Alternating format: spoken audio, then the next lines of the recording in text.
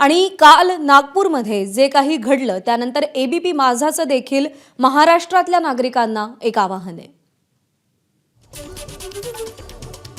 शांतता राखा असं एबीपी माझाचं आवाहन। महाराष्ट्राची उपराजधानी नागपूरमध्ये सोमवारी रात्री काही भागात तणाव निर्माण झाला। पोलिसांनी ही परिस्थिती नियंत्रणात आणली आहे। नागपूर शहर आणि महाराष्ट्राला धार्मिक सामाजिक सलोख्याचा दीर्घ इतिहास आहे। महाराष्ट्रातील सामाजिक सौहार्दाची ही वीण उसवण्याचा कोणी प्रयत्न करत असल्यास आपण तो यशस्वी होऊ देता कामा नये। यासाठीच एबीपी माझा आपल्या सगळ्यांना आवाहन करतंय की आपण शांतता राखावी आणि अफवांवर विश्वास ठेवू नये।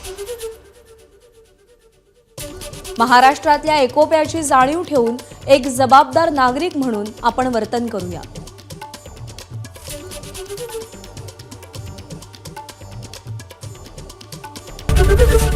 एबीपी माझा, उघडा डोळे बघा नीट।